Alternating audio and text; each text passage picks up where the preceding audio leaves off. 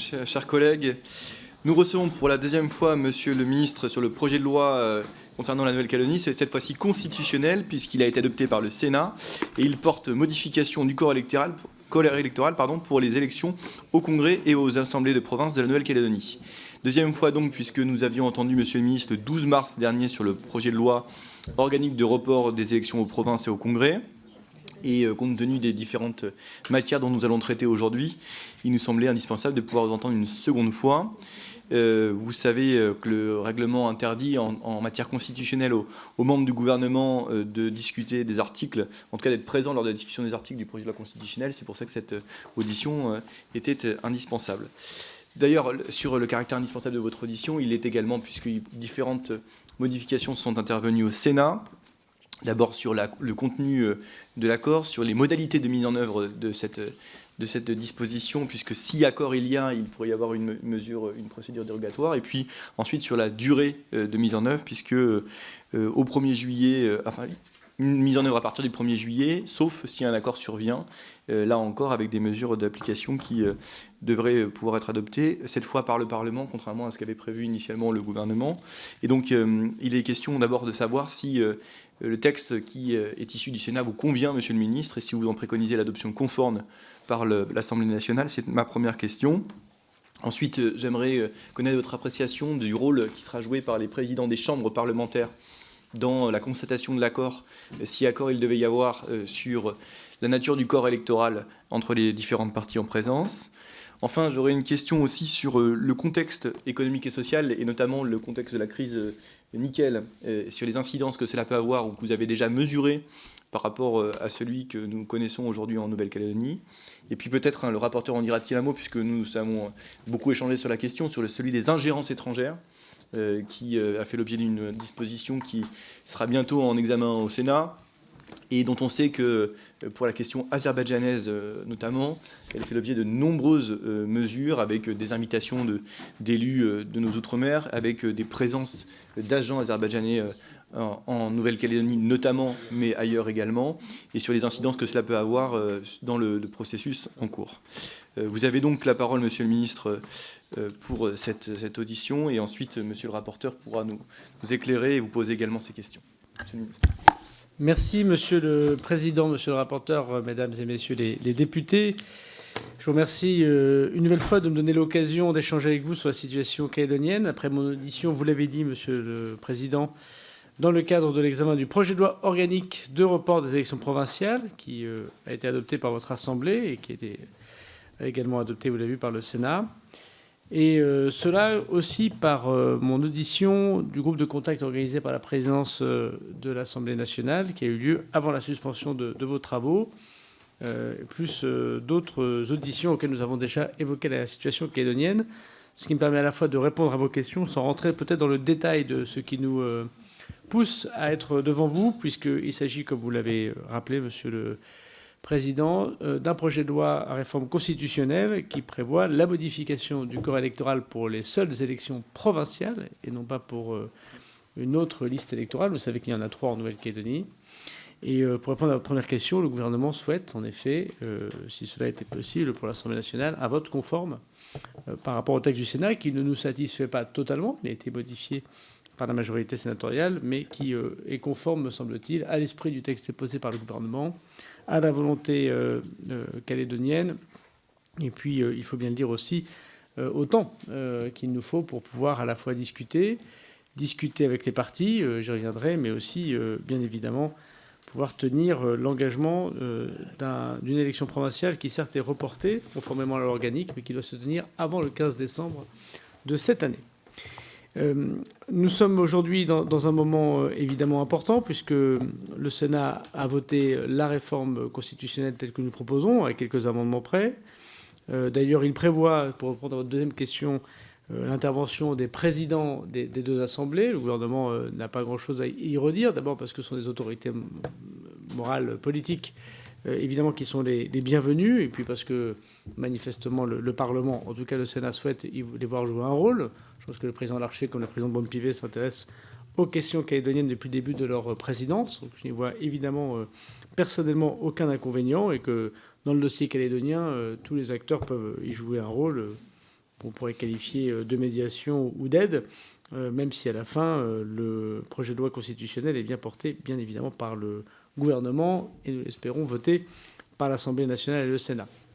Je voudrais quand même dire, malgré ce qu'il peut être écrit ou commenté, que nous avons un texte organique qui a été voté par une majorité au Sénat puis une majorité à l'Assemblée nationale et qui a été promulgué, qui prévoit les reports de ces élections provinciales. Je dis d'autant plus que nous sommes en majorité relative à l'Assemblée nationale, chacun l'aura constaté, mais aussi dans l'opposition, puisque nous sommes très minoritaires au Sénat, ce qui était donc une prouesse, me semble-t-il, à la fois du projet de loi organique, mais aussi d'avoir convaincu une grande partie de députés et de sénateurs.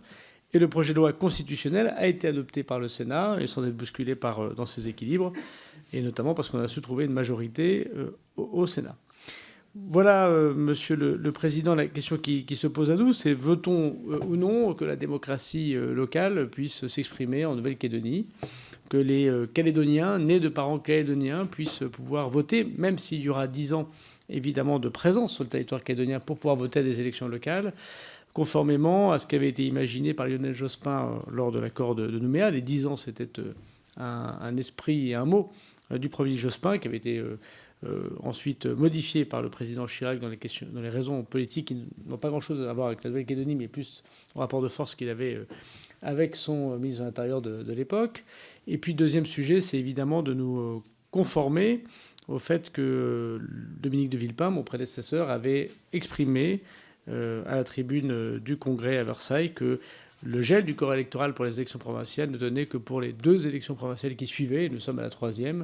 Et il s'agit donc de revenir, évidemment, au fait que si le corps électoral reste restreint pour les élections provinciales en Nouvelle-Calédonie, et de ce point de vue restreint, de toute façon tout à fait exceptionnel par rapport au reste du territoire national, mais exceptionnel aussi par rapport aux autres démocraties, à ma connaissance, je ne connais pas de démocratie qui, aujourd'hui, attende 10 ans pour ses propres citoyens. Il ne s'agit pas pour des citoyens étrangers, pour ses propres citoyens, qui ne puissent pas voter à une élection locale immédiatement ou dans les mois qui suivent. Ce corps électoral restreint restera encore le plus restreint des corps électoraux, d'ailleurs, comme l'a souligné aussi le C24, puisque j'ai eu l'honneur de défendre le dossier calédonien à l'action de la France devant les Nations Unies. Voilà qu'un jour, et nous avons eu si ce n'est les félicitations, au moins le satisfecit des Nations Unies et du C24 sur cette question. Cette question électorale, elle est évidemment importante et le ministre de l'Intérieur ne peut ignorer les manifestations qui ont été organisées ces dernières semaines avec une participation très impressionnante de dizaines de milliers de personnes pour chacune des parties. D'ailleurs, je remercie le haut-commissaire et les gendarmes et les policiers qui ont pu organiser ces manifestations à 2 rues séparées l'une de l'autre de Nouméa sans qu'il y ait d'affrontement. Et c'est près, si on calcule les choses d'un point de vue électoral, près de 10% du corps électoral calédonien qui était dans la rue à Nouméa. Et je pense que si on devait regarder les choses d'un point de vue national, on dirait qu'il y aurait vraiment beaucoup de monde. C'est-à-dire que le dossier calédonien, qui peut paraître un peu lointain, parfois difficile, peut-être même les gens se disent pourquoi nous embêter sur un changement de corps électoral pour les élections locales, pourquoi faut-il entreprendre ces discussions et ces ordres du jour dans les chambres, voire même convoquer les parlementaires à Versailles. On voit qu'en Nouvelle-Calédonie, le sujet est évidemment éminemment important, éminemment politique, et que nous devons prendre tous nos responsabilités. Mais ce dossier électoral ne vaut que dans la priorité que nous souhaitons fixer, me semble-t-il, à la vie calédonienne pour résoudre les grands problèmes. Et vous avez cité vous-même la question du nickel et donc la question économique. Tout le monde sait qu'en Nouvelle-Calédonie, les réserves de nickel sont très importantes, que c'est la richesse de ce magnifique territoire, mais que les difficultés du nickel sont désormais exacerbées avec 3 usines qui fonctionnent très difficilement, voire qui ne fonctionnent plus, et un modèle économique et social qui est fondé sur ce nickel, puisque plus de la moitié des emplois directs et indirects dépendent du nickel en Nouvelle-Calédonie, et comme il s'agit d'un gouvernement autonome, les systèmes sociaux, sanitaires, économiques dépendent aussi de ce nickel, pour lequel le gouvernement de la République française n'a pas de compétences, mais pour lequel il verse énormément d'argent depuis fort longtemps, encore très récemment, pour soutenir les salaires, soutenir les mines, et puis évidemment soutenir les entreprises et les collectivités locales qui ont en Nouvelle-Calédonie la compétence. Pour prendre des décisions importantes en lien avec l'État, je voudrais saluer le travail que fait Bruno Le Maire et le président des collectivités successives, notamment le président Mapou, la présidente Baquès également pour la province sud, pour trouver un accord sur cette filière nickel. Il nous faut que le Congrès de Nouvelle-Calédonie, que les provinces puissent être renouvelées dans leur légitimité, parce que ces décisions seront difficiles. Faut-il ou pas fermer une usine de nickel? Faut-il ou non transformer le modèle économique du nickel? C'est évidemment des questions importantes qui touchent en plus très profondément la politique calédonienne. Faut-il changer la doctrine du nickel, c'est-à-dire exporter du minerai sans transformer sur place? Pour cela, il nous faut un certain nombre de renouvellements démocratiques pour avoir ces élus. Et il ne peut pas y avoir de renouvellement démocratique s'il n'y a pas d'élection. Il ne peut pas y avoir d'élection s'il n'y a pas un changement du corps électoral, puisque je rappelle que ce n'est pas par opportunité que le gouvernement vient devant vous, mais c'est parce que tout le monde constate que ce corps électoral gelé n'est plus conforme aux principes élémentaires de la démocratie en Nouvelle-Calédonie, et que le Conseil d'État nous a lui-même suggéré très fortement que si nous ne modifions pas le corps électoral et nous convoquions les électeurs avec le corps électoral d'aujourd'hui, alors il est évident que ce décret de convocation des électeurs serait attaqué et que ces élections seraient annulées et que nous serions obligés de revenir vers vous pour dégeler le corps électoral. Et plutôt que d'être devant cette mauvaise comédie, nous avons choisi de prendre nos responsabilités. Cela fait 3 ans désormais que nous discutons. Nous discutons avec les indépendantistes et les non-indépendantistes pour trouver un accord que nous qualifions de global sur l'avenir institutionnel de la Nouvelle-Calédonie. Faut-il réformer les institutions de la Nouvelle-Calédonie? Après tout, il y a 5 institutions pour un archipel de 300 000 habitants. C'est peut-être un peu excessif. En tout cas, on peut constater que 3 codes de l'environnement pour les 3 provinces au moment du réchauffement climatique, c'est pas très efficace pour la Nouvelle-Calédonie. Je pense que personne n'en disconvient, même si personne n'est d'accord sur les institutions nouvelles qu'il faudrait. Faut-il prévoir une autodétermination future qui ne serait pas demain ni après-demain, mais qui serait conforme à l'engagement international de la France, mais aussi aux principes constitutionnels qui prévoient évidemment le droit des peuples à disposer d'eux-mêmes en Outre-mer? Le gouvernement y est favorable. Et encore faut-il parler de ces modalités d'autodétermination au sens concret du terme. Et puis, bien sûr, la question de la représentativité comme du corps électoral en Nouvelle-Calédonie se pose, puisque aucune de ces discussions n'a abouti complètement à un accord, même si on voit qu'ici ou là, il peut y avoir des retours de discussion. Comme il l'avait annoncé, le gouvernement a pris ses responsabilités sur la seule question du corps électoral restreint des élections provinciales, puisque c'est celui qui était le plus urgent, les élections devant se tenir normalement au mois de mai de cette année. Vous évoquez, Monsieur le Président, et j'en terminerai par là, la question des ingérences étrangères. Il y a en Nouvelle-Calédonie une tradition d'ingérence étrangère, on pourrait appeler ça comme cela. D'abord, dans un temps ancien, la Nouvelle-Zélande et l'Australie, qui pendant très longtemps ont gardé un lien particulier avec les courants indépendantistes. C'est beaucoup moins vrai, pour ne pas dire plus vrai du tout. Je peux témoigner que mes homologues australiens, puisque j'essaye de les rencontrer à chaque fois que je vais en Nouvelle-Calédonie, et je suis allé en Nouvelle-Calédonie 7 fois ces 2 dernières années, sont très heureux que la France soit présente dans le territoire pacifique et ont envie de non seulement de la présence de la France, mais de partenariat et singulièrement dans la diplomatie indo-pacifique qu'a dessiné le président de la République. Deuxième type d'ingérence qu'on pourrait qualifier d'asiatique et plus singulièrement de chinoise, notamment sur les questions économiques, incontestablement, qui touchent le nickel, mais c'est aussi vrai, vous le savez bien, pour la pêche ou les câbles sous-marins en Polynésie française.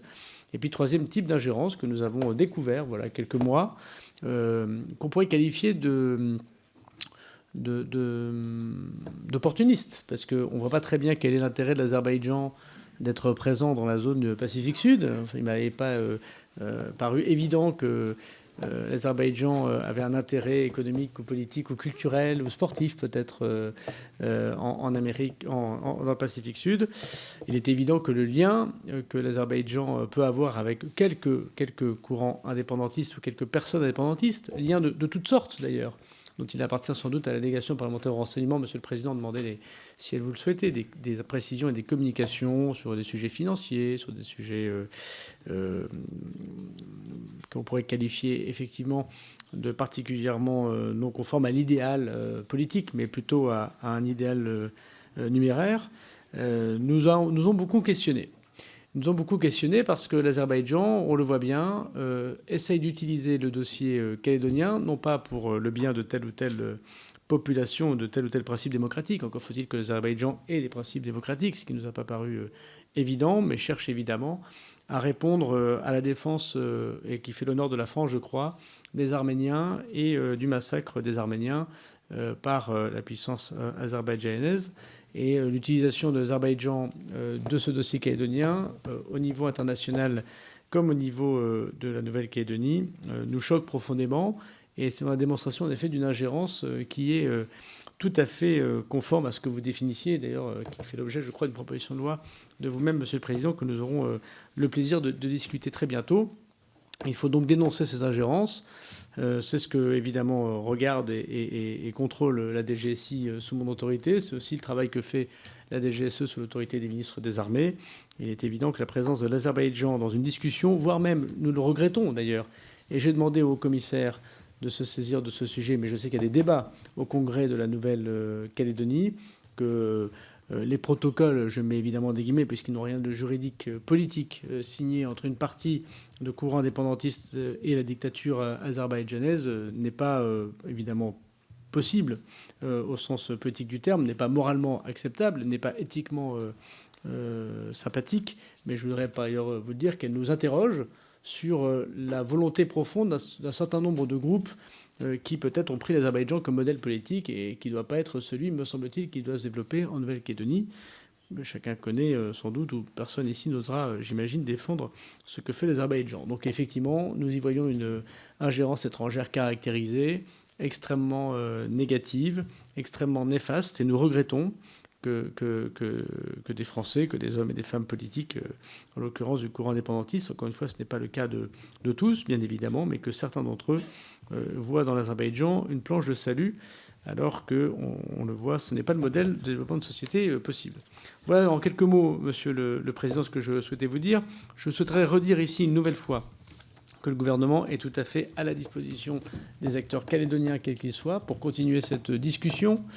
Je veux dire que, comme je l'ai répété, que si le corps électoral restreint va continuer, même s'il est modifié pour les élections provinciales en Nouvelle-Calédonie, nous avons la possibilité de pouvoir, en cas d'accord, et seulement en cas d'accord sérieux, de reporter une nouvelle fois par décret, par projet de loi, par loi. Ça, c'est le débat parlementaire qu'on aura à la suite de ce que vous verrez des indications du Sénat, les élections jusqu'en novembre 2025. Ce n'est pas un souhait du gouvernement que de redécaler ces élections. C'est une constatation de possibilité si jamais un accord devait se dessiner. Et donc, nous le redisons que cette possibilité doit rester dans la loi constitutionnelle que nous vous proposons, que la main du gouvernement est toujours tendue pour cette discussion en trilatérale, que ce soit à Paris ou à Nouméa, et que si cet accord devait se dessiner de façon définitive pour le bien de la Nouvelle-Calédonie et des Calédoniens, le gouvernement prendrait en considération cela à la demande du président de la République pour pouvoir transférer, si j'ose dire, l'accord trouvé sur l'accord électoral que le Parlement viendrait à décider s'il décidait de suivre le gouvernement, mais que la procrastination ne fait pas une bonne politique. Surtout les Calédoniens, depuis très longtemps, attendent, comme tous les Français, attendent comme dans toute démocratie, de pouvoir voter pour les élections locales qui choisissent l'aide sociale à l'enfance, les régulations d'urbanisme et d'économie, c'est-à-dire, bref, des sujets qui ne sont pas vitaux pour la Nouvelle-Calédonie au sens constitutionnel et institutionnel du terme, mais qui sont vitaux au sens économique et social. Ça me paraît juste que ce projet de loi constitutionnel.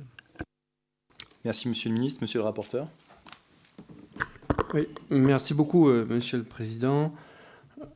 Je voudrais d'abord m'excuser auprès des collègues puisque le rapport que je dois finaliser ne l'est pas encore, puisque je mène encore des auditions ici en métropole après avoir mené une 50aine d'auditions en Nouvelle-Calédonie.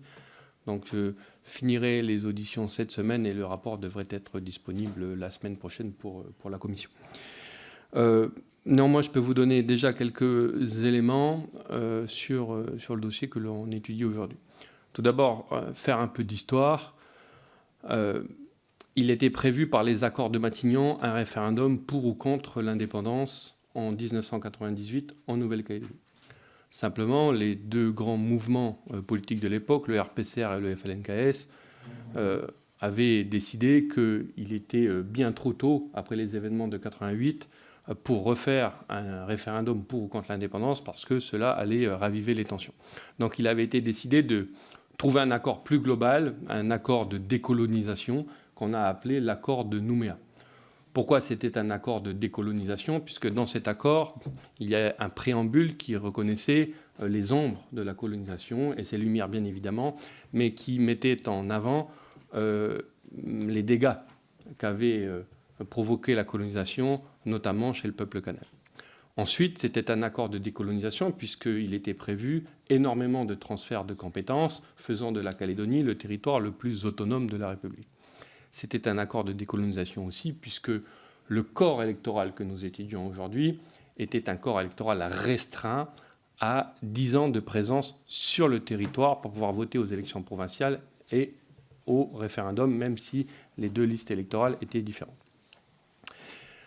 Donc on était parti sur quelque chose de constructif qui devait nous amener finalement aux 3 référendums qui étaient là aussi prévus par l'accord de Nouméa, tout en sachant que les Calédoniens, à l'époque où s'étaient inscrits les 3 référendums, personne, et ça a été dit dans les auditions, ne pensait que nous serions capables d'organiser les 3 référendums. C'est-à-dire que tout le monde considérait que c'était dangereux pour la Nouvelle-Calédonie, comme en 1998, d'organiser 3 référendums clivants. Simplement, il y a eu en 2007, de manière unilatérale, sans consensus ni accord global, ce qu'on a appelé le gel du corps électoral provoqué par Jacques Chirac qui s'était mis d'accord avec le président de la province Nord, Paul Néotine. Le gel du corps électoral a consisté à dire que finalement, ce n'était pas 10 ans de présence qu'il fallait en Nouvelle-Calédonie pour pouvoir voter, mais c'était être arrivé avant novembre 1998. C'est-à-dire qu'on gelait le corps électoral à novembre 1998, c'est-à-dire que tous les Français, qu'ils soient de métropole ou des Outre-mer, arrivés après cette date-là, ne pourraient jamais voter. Ni aux élections provinciales, ni au référendum. À l'époque, on considérait que c'était 7% de l'électorat. Aujourd'hui, on arrive à une situation où un électeur sur 5 en Nouvelle-Calédonie est exclu du droit de vote. Le gel du corps électoral a eu, moi qui suis un fervent opposant à ce gel du corps électoral, a eu au moins un avantage. Celui de légitimer le résultat des référendums. Puisque, en gelant le corps électoral, finalement, les indépendantistes ne pouvaient pas contester qu'ils avaient été biaisés par une forme de peuplement. Et malgré ce gel du corps électoral, les non-indépendantistes ont remporté les 3 référendums. Clairement. Alors que ce n'était pas prévu par l'accord de Nouméa. Une fois que ces 3 référendums ont été tenus, je rappelle qu'il fallait qu'un seul référendum pour que l'indépendance soit actée en Nouvelle-Calédonie. Il suffisait qu'une seule fois que les Calédoniens votent oui pour que ça soit l'indépendance. Et il était inscrit dans l'accord de Nouméa qu'en cas de 3 non, si les Calédoniens votaient 3 fois non, on examinait la situation ainsi créée. Mot pour mot, c'était ça. Et donc on se retrouve dans cette situation où, effectivement, Monsieur le ministre est en charge du dossier pour le gouvernement de la Nouvelle-Calédonie et se doit d'examiner la situation ainsi créée. Qu'a fait le gouvernement alors? Gérald Darmanin est venu 7 fois en Nouvelle-Calédonie et a mené des dizaines de réunions avec les non-indépendantistes et les indépendantistes, a missionné un préfet pour être chargé uniquement des négociations, et nous avons discuté avec les indépendantistes pendant de très longues heures, des centaines d'heures, à 3, les 3 partenaires de l'accord de Nouméa. Nous étions proches d'un accord. Nous avons été très loin dans les négociations et nous pensions pouvoir conclure un accord global sur la Nouvelle-Calédonie. Je rappelle que les indépendantistes, notamment les plus modérés, ceux de l'Unipalika, avaient déclaré publiquement que 10 ans, revenir à l'équilibre de 88, c'est-à-dire 10 ans de présence sur le territoire calédonien pour pouvoir voter, était quelque chose d'acceptable, puisque c'était l'équilibre de l'accord de 98. Malheureusement, les les indépendantistes les plus durs, les plus extrêmes, les plus, j'ose le mot, radicalisés, ont finalement pris la main sur le FLNKS et toutes les avancées que nous avions obtenues dans les discussions ont été ensuite remises en cause. Nous sommes donc arrivés à la période des élections provinciales qui était prévue en mai, avec la nécessité de dégeler le corps électoral pour des obligations juridiques, comme l'a rappelé le ministre. Nous, non-indépendantistes, nous avions proposé 3 ans glissants. 3 ans glissants parce qu'on considère que nous avions voté 3 fois non à l'indépendance et que nous étions des Français quasiment comme les autres. Mais Gérald Darmanin, monsieur le ministre, qui avait, dans un premier temps, coupé la poire en deux entre les indépendantistes et les non-indépendantistes, en proposant 7 ans de présence sur le territoire, s'est rangé finalement à la proposition des indépendantistes sur l'article 1er du projet de loi constitutionnelle qui nous intéresse, c'est-à-dire le temps de présence nécessaire pour voter. Puis, le ministre Darmanin a aussi accepté la demande des indépendantistes de privilégier un accord global sur la question du corps électoral, et c'est la rédaction de l'article 2. Parce que, là encore, j'ai l'impression de vivre en métropole ce que nous vivons en Nouvelle-Calédonie, c'est-à-dire d'avoir une lecture très binaire de ce projet de loi constitutionnel. On oppose ce projet de loi constitutionnel qui dégèle le corps électoral à un accord global. Sauf que l'article 2 de ce projet de loi organique est quand même assez magnifique pour la Constitution française. C'est-à-dire que, et je l'ai dit tout à l'heure en délégation des Outre-mer, c'est-à-dire qu'au niveau de normes nationales, il y a donc désormais la loi organique, au-dessus la Constitution, et au-dessus de la Constitution, l'accord des Calédoniens. Puisqu'il est écrit dans l'article 2 que le projet de loi constitutionnelle serait éventuellement caduc si les Calédoniens se mettaient d'accord, trouvaient un accord global jusqu'à 10 jours avant les élections provinciales. Ça veut dire que le gouvernement de la République, représenté par M. Darmanin, à travers ce projet de loi constitutionnel, a tout fait et continue de tout faire pour que les Calédoniens puissent se mettre d'accord globalement sur un projet d'avenir. Ce projet de loi constitutionnel est simplement la garantie que si les élections provinciales devaient se tenir sans accord politique, ces élections provinciales se tiendraient avec un corps électoral dégelé, comme l'impliquent les décisions de la Cour européenne des droits de l'homme ou comme le rappelle le Conseil d'État. Donc c'est un projet de loi constitutionnel très équilibré, peut-être trop, vous diront les non-indépendantistes, je ne le dirai pas, je suis rapporteur, mais c'est un projet de loi constitutionnel, en tout cas, qui devrait permettre une certaine forme d'unanimité de la classe politique, puisqu'on s'assure finalement de résoudre la problématique juridique tout en permettant à l'esprit du dialogue, du consensus et de l'accord d'être possible jusqu'au bout. Jusqu'au bout, tout en sachant que les élections provinciales, comme l'a rappelé M. le ministre, ont été décalées une première fois de 6 mois, mais comme l'a dit le Conseil d'État, on pourrait aller jusqu'à novembre 2025, soit 18 mois de décalage. Donc voilà ce que je voulais dire, Monsieur le Président. Je voudrais juste rajouter que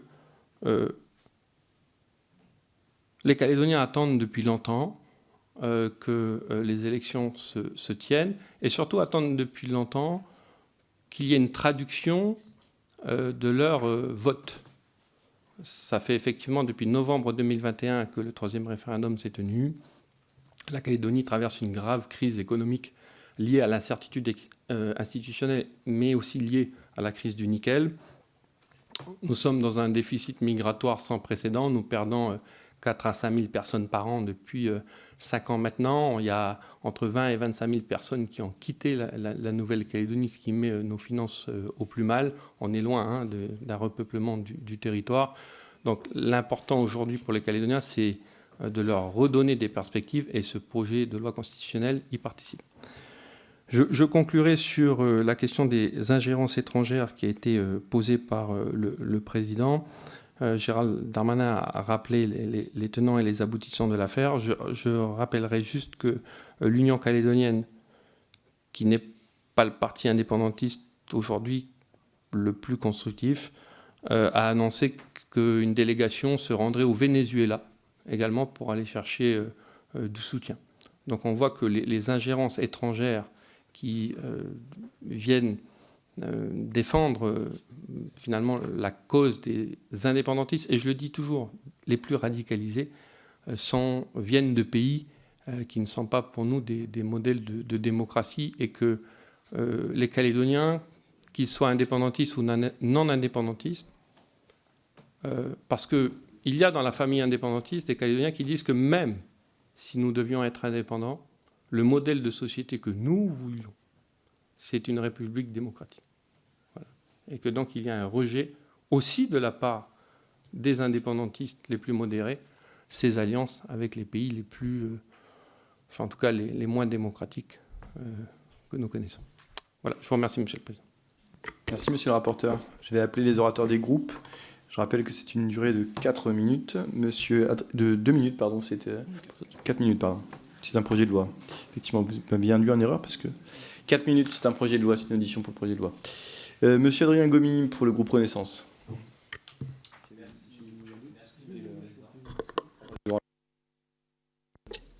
Merci, Monsieur le Président.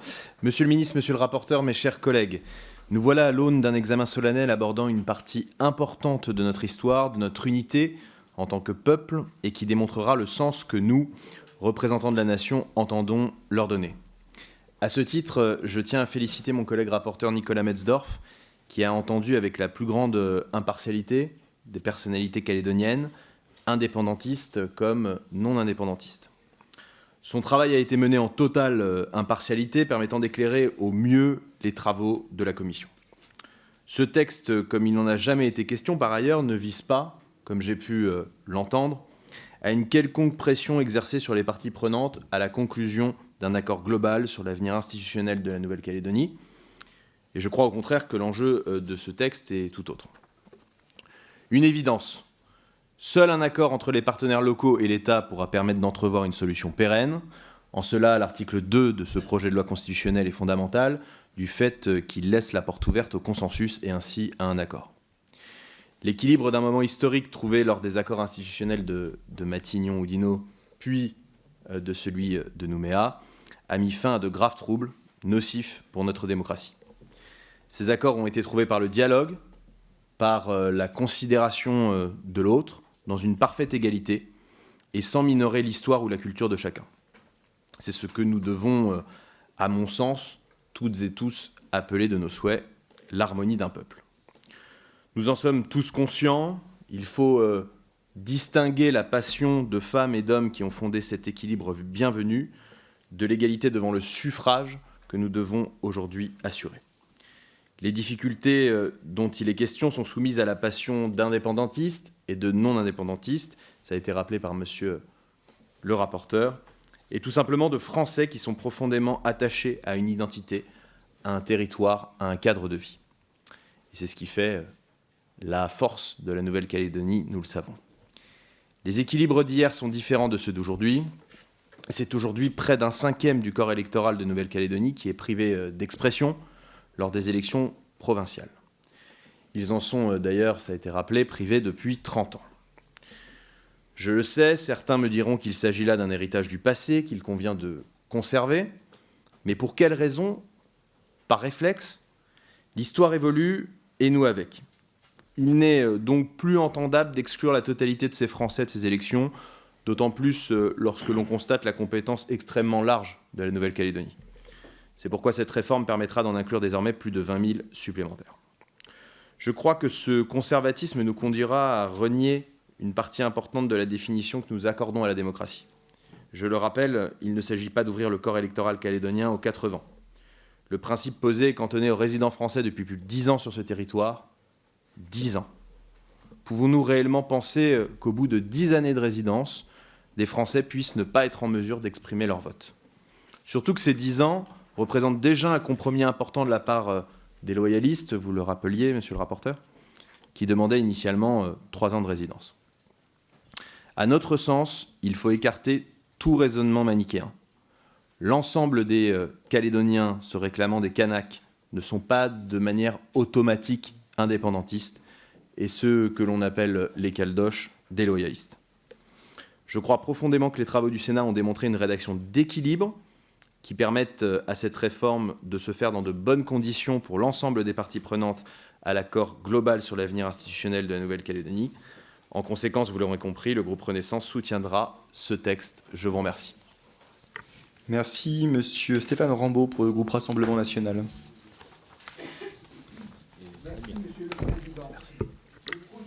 Rallumez votre micro, monsieur Rambaud. Ah, merci. Merci, Monsieur le Président. Le projet de loi constitutionnelle modifiant le corps électoral pour les élections au Congrès et aux assemblées de province de la Nouvelle-Calédonie, déjà examiné par le Sénat et qui nous est présenté aujourd'hui en commission, s'inscrit dans un contexte bien particulier propre à cette collectivité. Le projet de loi constitutionnelle fait état dans son exposé des motifs de ce que les règles de détermination du corps électoral restreint chargées d'élire les représentants aux assemblées de province et au Congrès de la Nouvelle-Calédonie, telles qu'elles ont été fixées par l'accord de Nouméa, sont devenues inadaptées du fait des évolutions démographiques intervenues depuis sa signature le 5 mai 1998.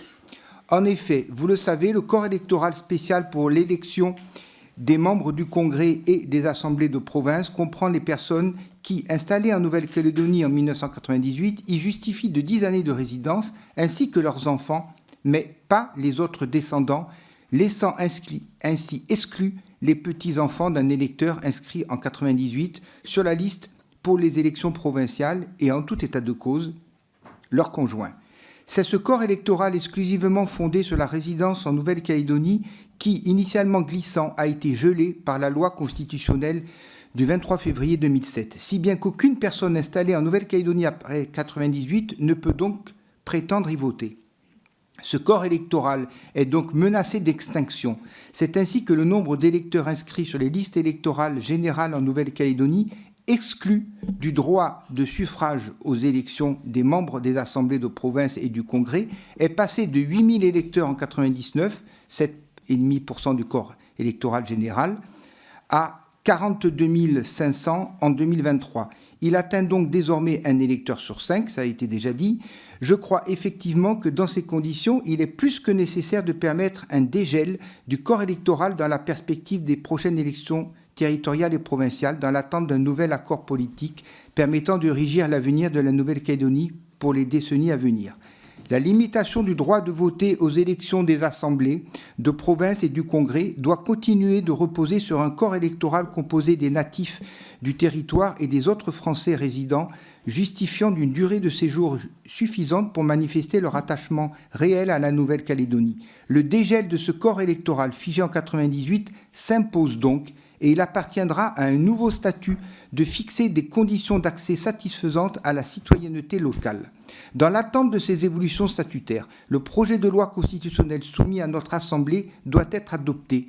C'est la position que le groupe Rassemblement National tiendra lors de l'ensemble des débats, puisqu'il permet à des citoyens français d'exercer l'un des droits les plus fondamentaux qui soient, le droit de vote. Mais il ne constitue qu'une réponse limitée à la question statutaire qui demeure non résolue et pour laquelle la confiance que nous accordons au gouvernement pour la faire aboutir est très mesurée. La Nouvelle-Calédonie est française depuis 1853 et les Calédoniens ont exprimé à 5 reprises leur volonté qu'elle continue à le rester en 1958, 1987, 2018, 2020, 2021. Même si le cycle des référendums d'autodétermination est désormais clos et doit le demeurer pour plusieurs dizaines d'années, la Nouvelle-Calédonie doit désormais se consacrer à son développement économique et social. Monsieur Arnaud Le Gall, pour le groupe La France Insoumise. Merci, Monsieur le Président, Monsieur le Ministre. Bon, au sujet de ce projet de loi constitutionnelle, tout le monde voit bien qu'il y a 2 principes, et notamment dans son calendrier, 2 principes s'affrontent d'égale valeur. Le premier principe, c'est le droit universel à participer au suffrage. Le processus de Matignon où Dino Nouméa a procédé à un gel du corps électoral qui ne peut plus durer éternellement. Près de 20% des électeurs inscrits à la présidentielle sont exclus de la participation au suffrage au niveau néo-calédonien, et c'est de toute évidence pas satisfaisant. Mais le deuxième principe, c'est également le droit des néo-calédoniens à mener jusqu'à son terme le processus d'autodétermination enclenché en 1988 et confirmé 10 ans plus tard. Et c'est donc, ces deux principes sont d'égale importance, mais personne n'a de solution miracle pour les faire cohabiter, en tout cas pour y répondre de manière satisfaisante. Et il y a une seule réalité. Et cette réalité, c'est que la Nouvelle-Calédonie aujourd'hui, en Nouvelle-Calédonie, il n'y a pas de consensus. Je ne reviens pas sur l'épisode du 3e référendum, qui avait toutes les vertus du formalisme légal, mais qui, d'un point de vue politique, son application a créé un point de crispation. Il a heurté une partie de la population locale. Et il a mis en péril le cadre des discussions apaisées bâties depuis des décennies. Et certains choix, notamment en termes de calendrier, ont pu faire douter de l'impartialité de l'État, au risque d'attiser les tensions. Pour la première fois, et nous en sommes désormais à la situation que pour la première fois dans l'histoire récente de la Nouvelle-Calédonie, une réforme constitutionnelle est susceptible de passer sans qu'il y ait eu au préalable un accord au niveau local. Et ça ne peut que créer du trouble, un trouble largement endogène, même si, en effet, il y a aussi des ingérences étrangères qui sont inacceptables et que nous avons eu l'occasion de dénoncer, en particulier s'agissant de l'Azerbaïdjan récemment. Donc il y a deux principes mais une seule réalité, il faut en tenir compte et finalement il y a une boussole, et la boussole c'est l'esprit des accords de Matignon et Nouméa qui a permis aux populations locales de discuter de leur avenir dans un cadre apaisé, sans pression abusive, avec un État impartial qui veille à éviter les impasses. Et donc il faut absolument rétablir le dialogue. Alors on sait la difficulté, on sait que de part et d'autre il y a un agenda, il n'y a pas forcément une volonté d'aboutir, mais il faut continuer. De plus en plus d'ailleurs de voix s'élèvent ici à Paris, au-delà de notre famille politique, qui le disent. Collègue Gosselin, par exemple, ou d'autres recommandent de mettre en place une mission impartiale destinée à faciliter les négociations entre les parties dans le but d'aboutir à un accord global, parce que qu'on le veuille ou non, en l'état de la situation, il est impossible de séparer le projet de loi constitutionnelle de l'accord global. Voilà pourquoi, à notre avis, il nous faut retrouver une méthode pour conjurer les tensions qui montent, comme l'ont montré les dernières manifestations, qui montrent un véritable clivage au sein de la société néo-calédonienne. Et à l'inverse, la volonté de faire à tout prix passer ce PJLC, quoi qu'il en coûte, ne nous paraît pas la bonne méthode, donc nous ne le soutiendrons pas. Monsieur Philippe Gosselin pour le groupe Les Républicains. Merci Monsieur le Président, Monsieur le Ministre, mes chers collègues. Ce n'est pas une surprise. Je suis attaché, comme le sont mon groupe et mon parti, à l'appartenance de la Nouvelle-Calédonie à la France.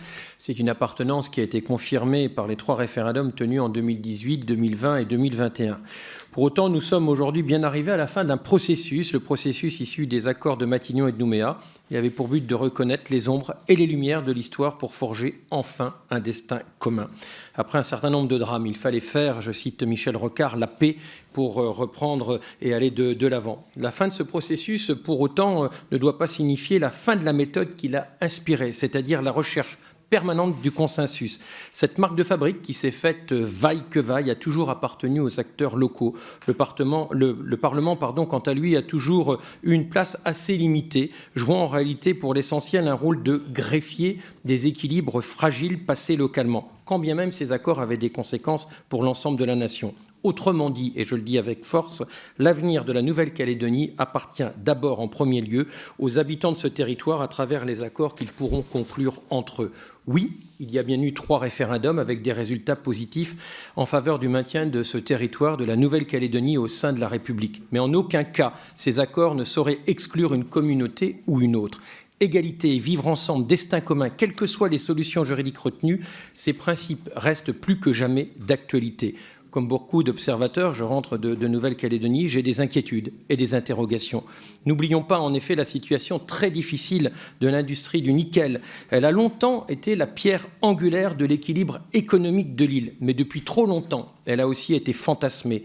Et la dure réalité, comme les marchés, se rappelle à nous tous. N'oublions pas non plus la situation inquiétante de l'évolution démographique. Elle ne cesse désormais de chuter, bien loin des craintes répétées d'un peuplement exogène qui serait massif, mais que les chiffres en réalité démentent. Cette chute est bien l'expression des inquiétudes d'une population qui se cherche. Mais revenons au texte. Disons-le alors sans détour. Il n'est pas acceptable que la proportion des électeurs exclus du droit de vote aux élections provinciales et au Congrès s'élève en 2023 à 19,28%. Oui, c'est près d'un électeur sur 5 qui est exclu.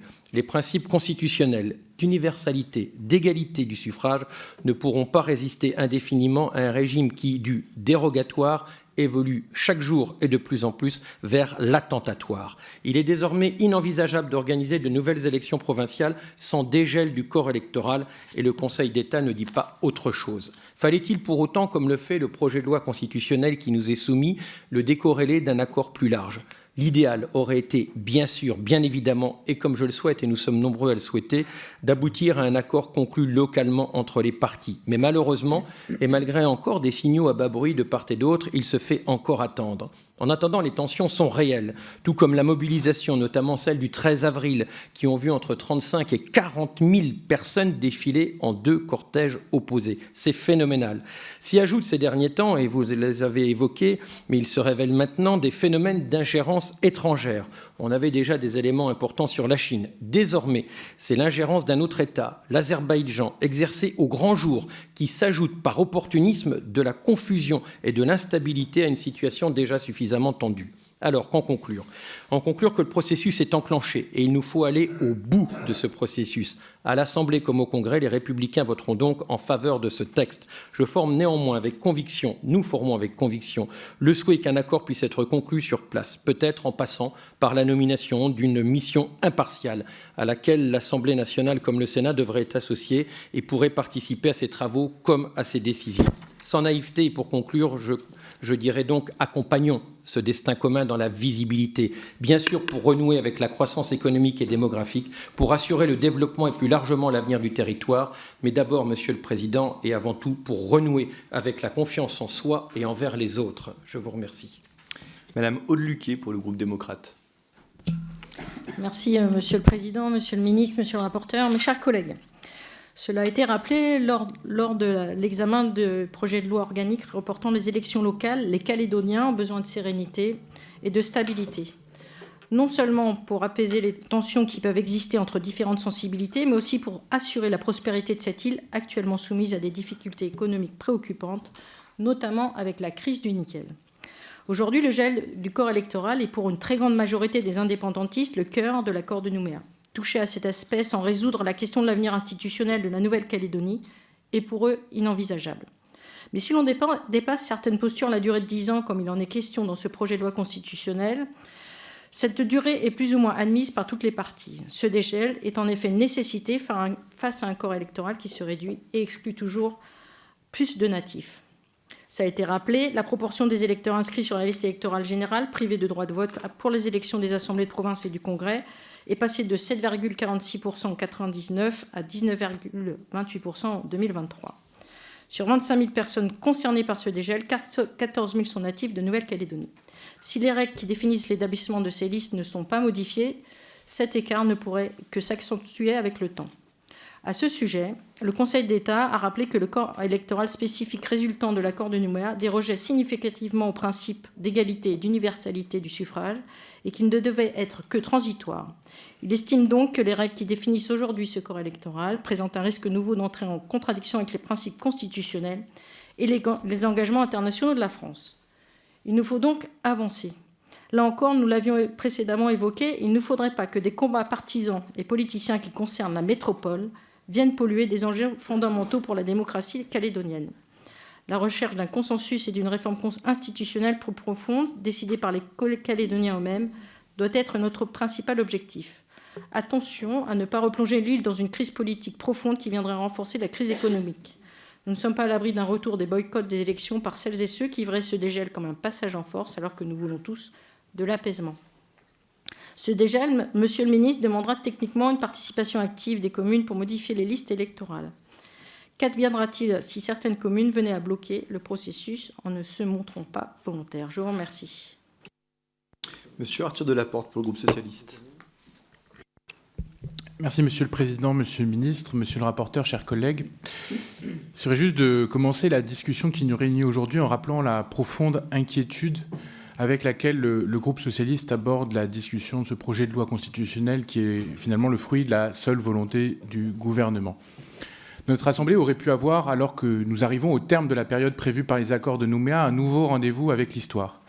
Pourtant, aujourd'hui et dans les semaines à venir, nous examinerons un projet de loi constitutionnelle visant à élargir le corps électoral de la Nouvelle-Calédonie qui rompt avec la pratique institutionnelle et les fragiles équilibres trouvés avec les accords de Matignon en 1988, puis ceux de Nouméa en 1998, avec donc 2 premiers ministres socialistes, Michel Rocard puis Lionel Jospin. Aujourd'hui, force est de le reconnaître, la crise institutionnelle couve. La gestion des événements par le gouvernement ne conduit pas à la seule chose qui devrait guider notre action, l'apaisement. Nous regrettons donc tout d'abord et essentiellement, et nous aurons l'occasion de le rappeler dans les débats s'ils adviennent, la méthode choisie avec le texte qui vient précipiter le mouvement de modification du corps électoral au détriment d'un accord global des différentes parties calédoniennes. Vous semblez ainsi retirer de la balance du dialogue l'un des éléments clés et surtout, cette réforme entraînerait une modification potentielle de la Constitution avant tout accord. À cet égard, nous partageons l'analyse du Conseil d'État lorsqu'il rappelle que l'accord de Nouméa, signé en 1988, constitue au terme du point 5 de son préambule une solution négociée de nature consensuelle qui a mis en place l'organisation politique de la Nouvelle-Calédonie et les modalités de son émancipation. Or, aujourd'hui, les conditions ne sont pas réunies pour modifier le corps électoral puisqu'elles ne sont ni négociées ni consensuelles. Il nous faut donc être vigilants pour que ce processus de décolonisation soit abouti et complet. Et il serait intolérable que ce projet de loi soit une remise en cause d'une part de l'autodétermination et d'autre part du processus. C'est pourquoi, Monsieur le Ministre, ce texte doit, en tout état de cause, être retiré à ce stade. Le risque que vous prenez, c'est celui d'un embrasement généralisé qui serait inconsidéré, comme ont pu le dire beaucoup d'acteurs éminents que nous avons pu auditionner.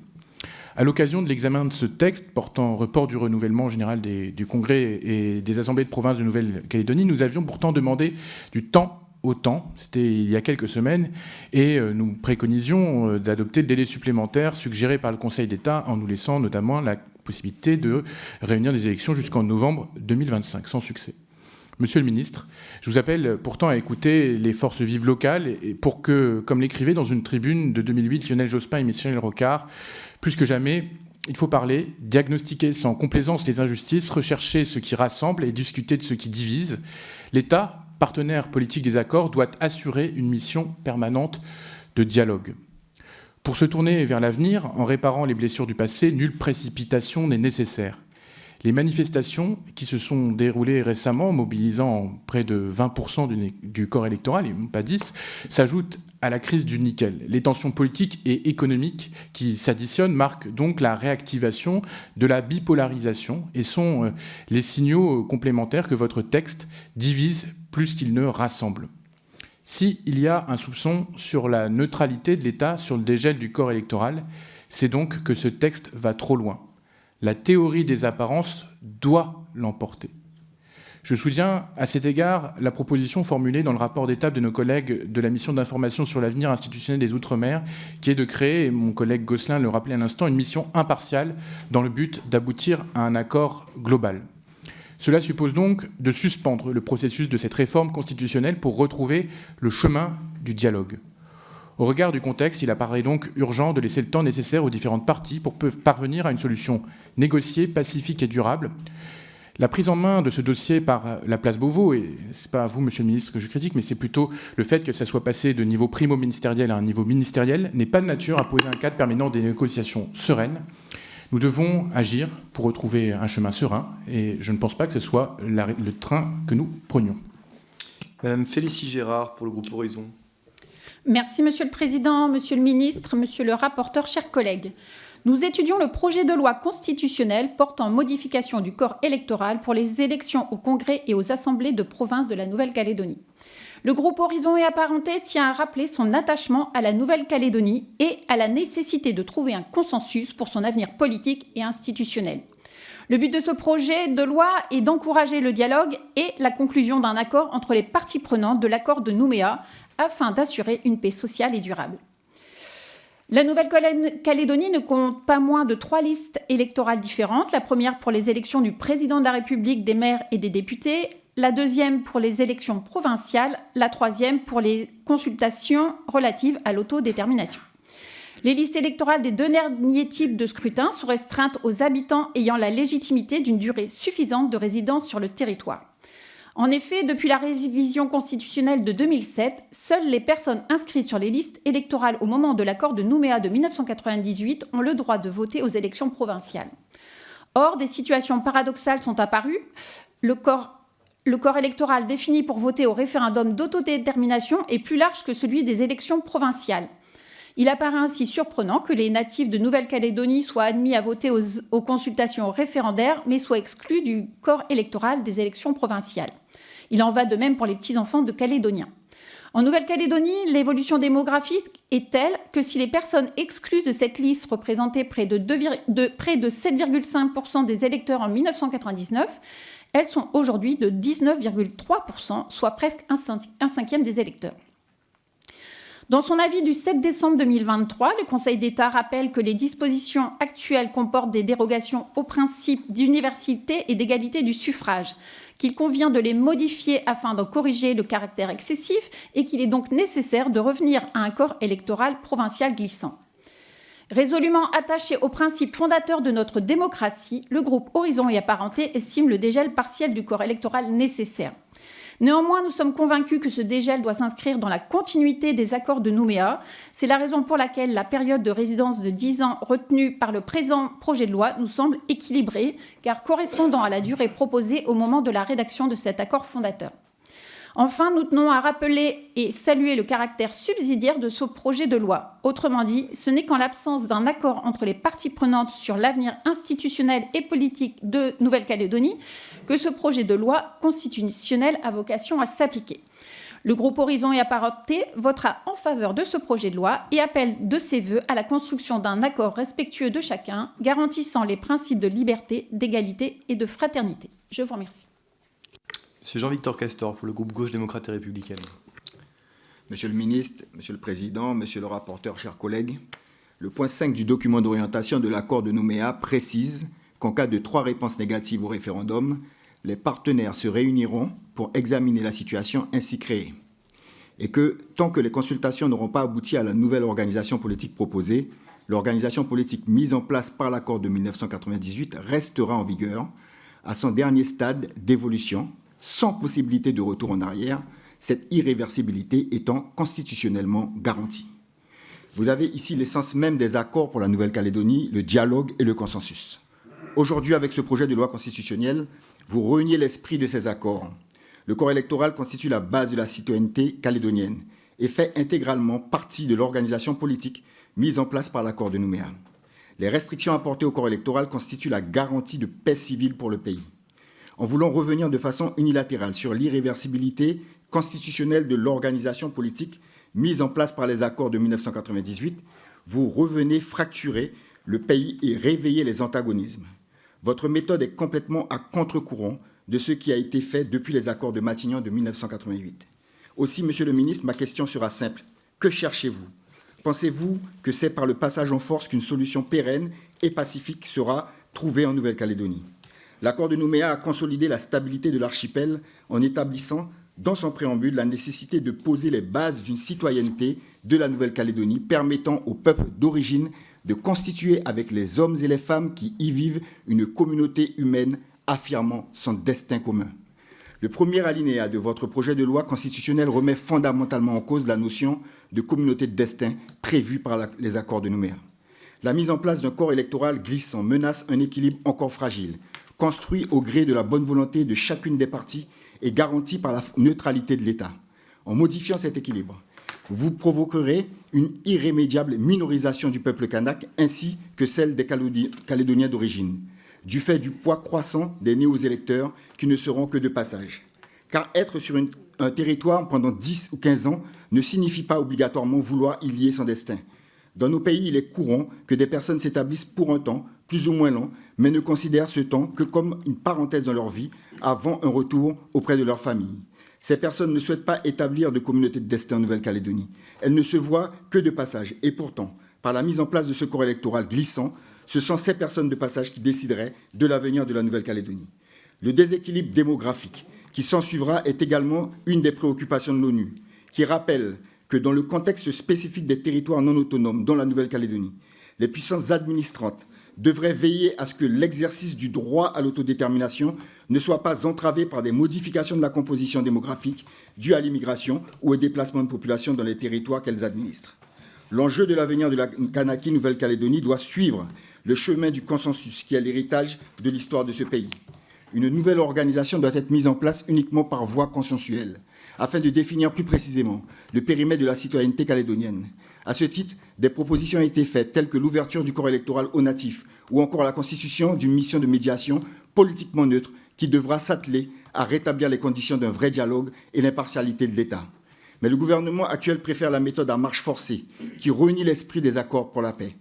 Votre gouvernement est hypocrite. Il indique vouloir dialoguer, mais ne veut pas prendre le temps de le faire. Vous voulez un accord rapide sous la pression. Vous dites aux indépendantistes, signez ou l'on passe par la loi constitutionnelle. Il s'agit là d'une attitude on ne peut plus coloniale, mais aussi et surtout, c'est une approche prétentieuse et risquée de votre part. En agissant ainsi, vous ne résoudrez rien. Au contraire, vous recréez les conditions du chaos. Il faudra que vous en assumiez la responsabilité. Monsieur Jean-Félix Akoïva pour le groupe Liberté Indépendant Outre-mer et Territoires.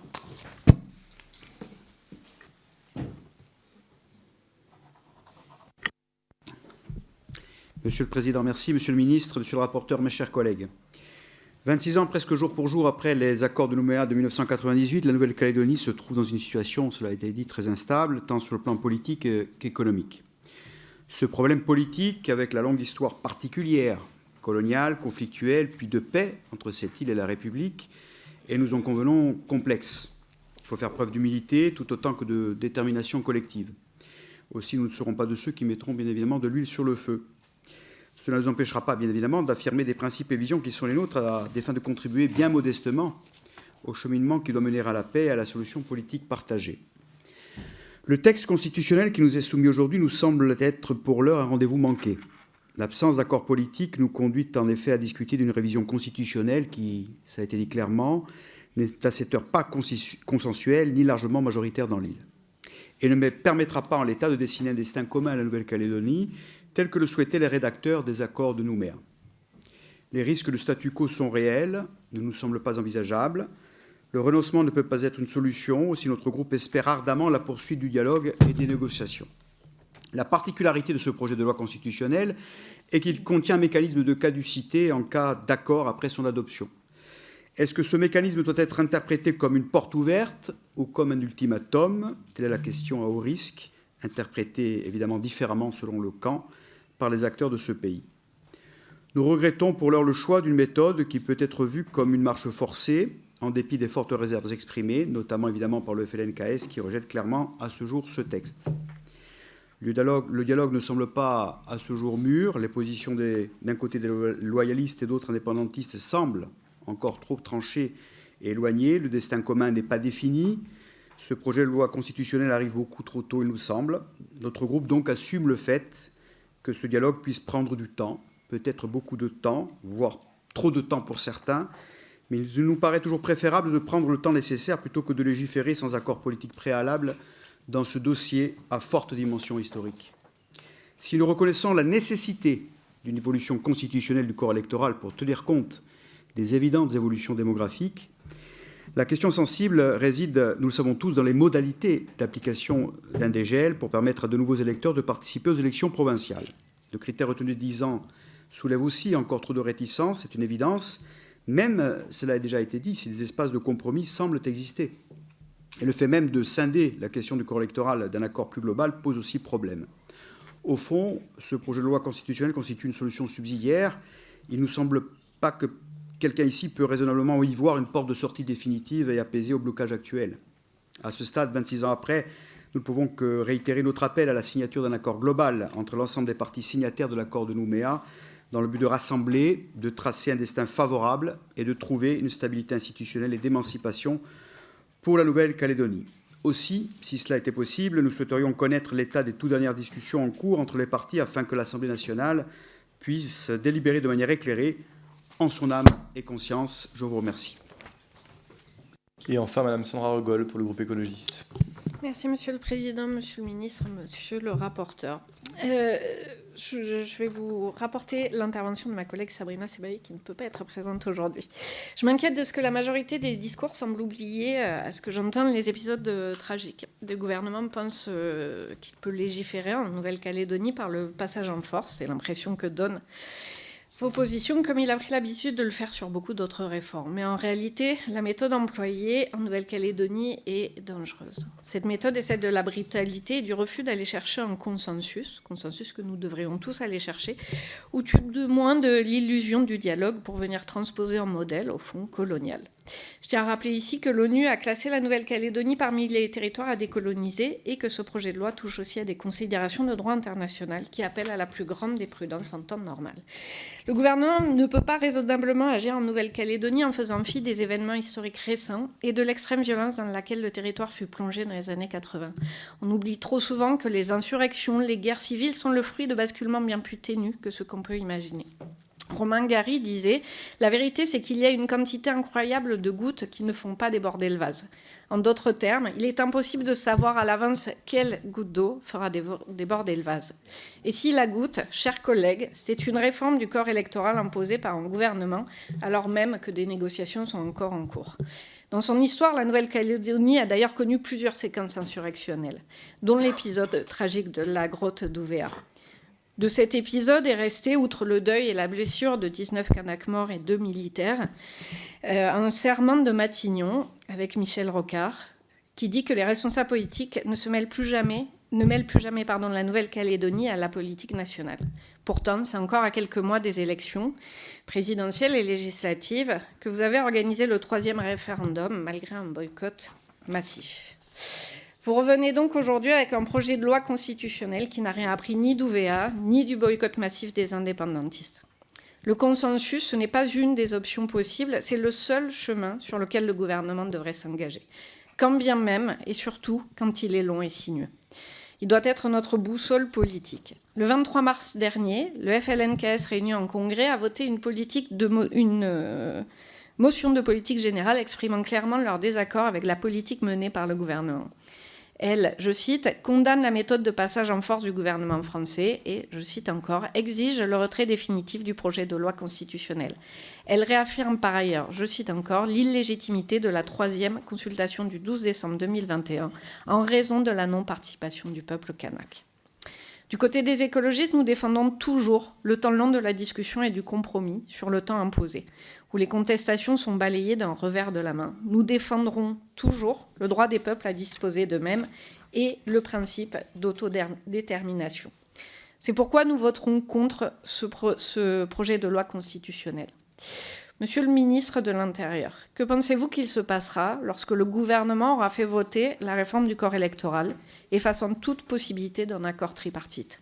Quelle sera la prochaine étape s'il n'existe pas de consensus en Nouvelle-Calédonie sur un sujet aussi important ? On l'a vu avec les mobilisations colossales. Je pose ces questions avec une grande inquiétude, en espérant que le gouvernement saura enfin les entendre. Merci. Bien, on a terminé les orateurs des groupes. Monsieur le ministre, vous avez la parole. Oui, merci Monsieur le Président. Très rapidement, parce que finalement, il y a eu peu de questions. Peut-être à la question déposée par Madame l'oratrice du groupe MoDem. Je n'ai pas de doute que les maires indépendantistes ou à majorité indépendantistes en Nouvelle-Calédonie soient des républicains et des démocrates. Quand la loi est votée par les représentants qui l'appliquent, ils l'ont déjà fait d'ailleurs. C'est ce qu'ils ont fait pour le 3e référendum, où les indépendantistes ne voulaient pas participer, boycotter, mais les maires indépendantistes ont ouvert les bureaux de vote et ont évidemment été au rendez-vous de leurs règles. Je rappelle d'ailleurs que les maires sont des agents de l'État quand ils procèdent aux élections. Ils ne sont pas d'ailleurs, n'agissent pas en tant qu'élus. Quand bien même, imaginons qu'il y ait un boycott pour ces listes électorales, le haut-commissaire peut tout à fait désigner une délégation spéciale pour organiser ce qui relève de la compétence du maire, évidemment qui est d'ailleurs soumis à des poursuites, puisque l'état civil, vous savez, c'est l'autorité judiciaire qui la surveille, des poursuites s'ils ne faisaient pas ce que demandaient leurs obligations de leur tâche. Donc il n'y a pas de difficulté, si ce n'est que voilà, quelqu'un se substituerait au maire, bien sûr. Peut-être après trois séries de réflexions très rapides, Monsieur le Président. Pour M. Castor, je trouve que l'argument est un peu spécieux. Parce qu'en vous réécoutant, M. Castor, vous dites habiter 10 ans ou 15 ans sur un territoire ne veut pas dire qu'on en épouse l'avenir et qu'on doit y participer à la vie politique. Bon, c'est étonnant parce que là, on parle bien des élections locales, des provinciales, des élections locales. Vous êtes dans un groupe politique qui défend le droit de vote des étrangers aux élections municipales. Donc, si je vous suis bien, un étranger qui est là depuis 2-3 ans dans la ville de Tourcoing ou de Paris pourrait voter aux élections locales, même s'il n'a pas vocation à rester éternellement. Mais alors un citoyen calédonien français, puisqu'il est français, on parle bien sur sa terre, ne pourrait pas voter aux élections locales. Je pense que là, vraiment, votre argument, il est vraiment pas bon, quoi. C'est l'idéologie qui parle dans votre bouche. Et c'est dommage, parce que c'est très contraire à l'intérêt, finalement, de pouvoir faire qu'il y a eu... Voilà, on décide ensemble de la vie locale, surtout quand on est citoyen de ce pays. Donc je pense que voilà, l'histoire retiendra que vous proposez donc aux étrangers sur le sol national de voter aux élections locales, mais pas aux Français de voter sur leur propre élection locale. On parle bien des élections provinciales, c'est une élection locale. Bon, donc c'est un argument très, très, très spécieux et très spécial. Non, il n'est pas du tout réversible, puisque là, je parle de citoyens français. Madame Regol, je parle de citoyens français. Monsieur Castor refuse à des citoyens français de voter sur le sol français à des élections locales, alors qu'il propose dans son parti que des élections étrangers, que des citoyens étrangers puissent voter à des élections locales en France. Je dis juste que... Je dis juste que c'est particulier. Voilà, moi, je suis pour que les nationaux puissent voter à toutes les élections, et je suis opposé personnellement à ce que les étrangers votent aux élections locales, mais je me mettais à la place du raisonnement du groupe politique que défend M. Castor. Bon.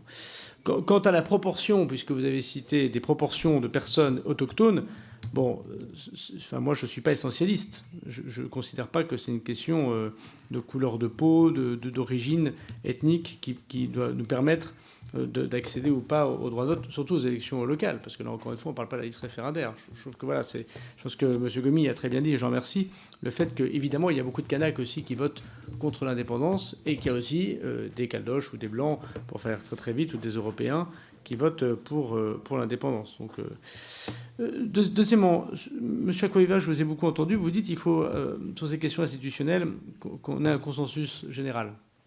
Alors c'est bizarre parce que ce n'est pas l'argument que vous avez utilisé lors du débat institutionnel sur la Corse, puisque les représentants nationalistes dont vous êtes, arrêtez pas de m'expliquer qu'il y avait un fait politique majoritaire et qui devait l'emporter. Mais il y a eu un fait politique majoritaire.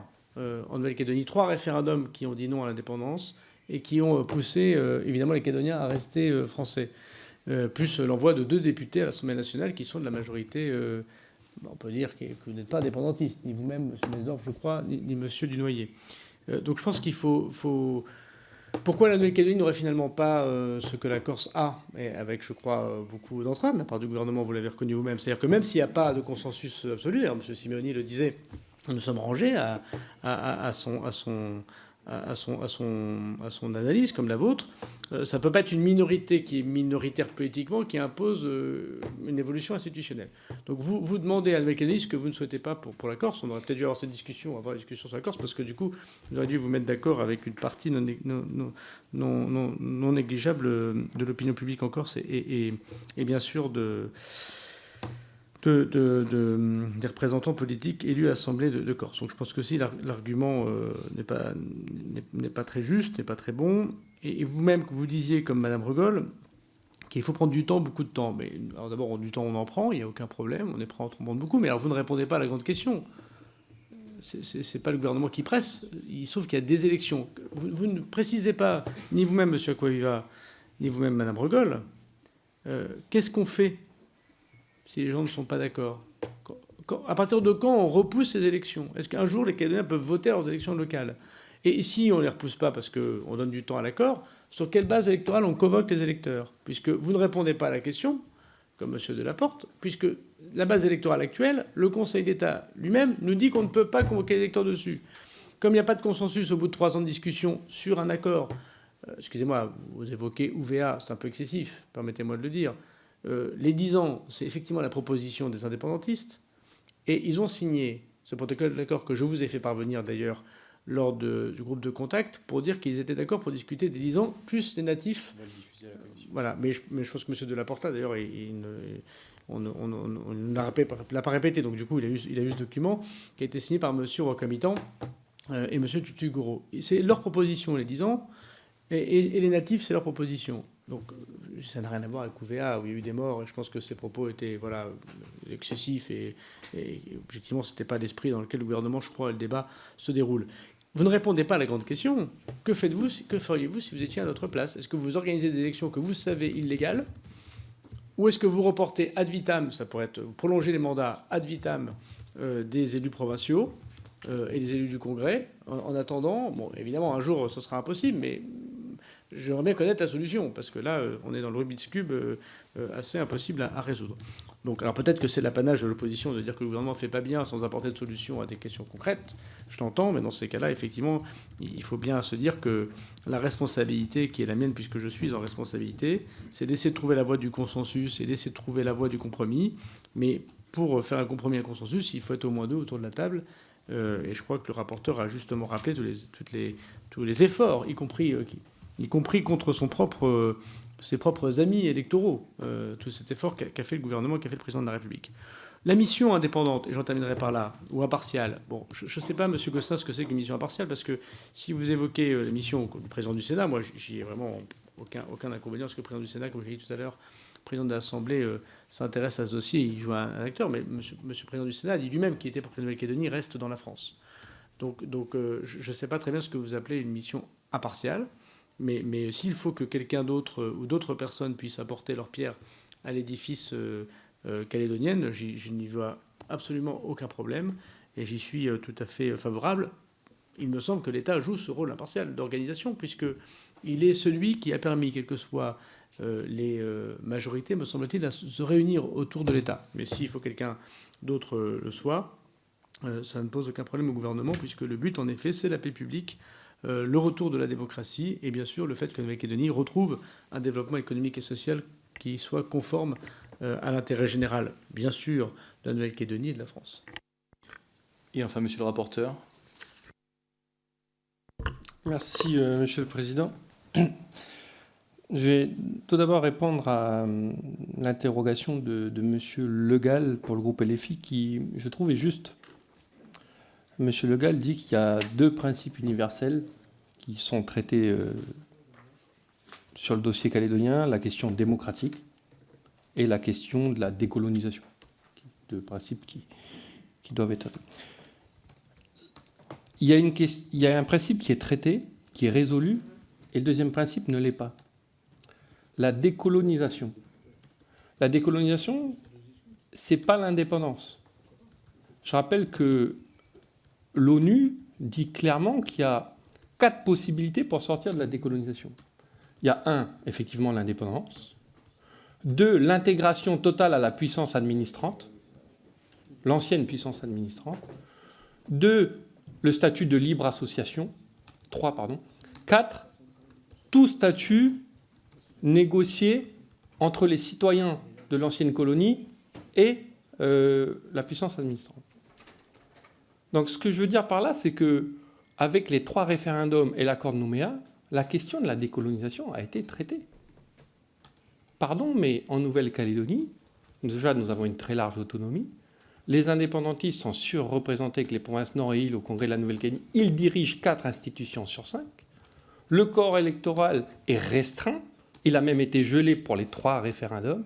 Et les 3 référendums se sont tenus. Je ne sais pas si on peut faire plus décolonisé que ça. Ça serait quoi plus décolonisé que la Nouvelle-Calédonie? Ben non, puisque ce n'est pas l'indépendance, puisqu'il y a 4 sorties à la décolonisation. Donc les non-indépendantistes ont demandé le retrait de la Nouvelle-Calédonie de la liste des pays à décoloniser à l'ONU, compte tenu de l'accord de Nouméa et des 3 référendums. Donc la réponse, elle est très simple. La décolonisation a été traitée. Le principe décolonial a été traité, celui que vous avez avancé. Mais le principe démocratique, lui, n'est toujours pas résolu puisqu'on est toujours avec le gel du corps électoral. Donc finalement, on vient résoudre le deuxième principe. Plus généralement, il y a eu des interventions sur le fait que le gouvernement précipitait la question du dégel du corps électoral. Pardon les amis, mais ça fait 3 ans qu'on discute. C'est une sacrée précipitation. 3 ans, et le gouvernement nous rajoute dans son texte de loi, que le texte de loi, je me répète, mais j'ai l'impression que personne ne lit l'article 2. Et qu'on rajoute du temps pour un accord global. On est en pleine crise économique. Il y a 20 000 personnes qui sont parties. Il y a 10% de la population qui est partie. Il n'y a plus un rang dans les caisses de la Nouvelle-Calédonie, compte tenu de l'incertitude institutionnelle.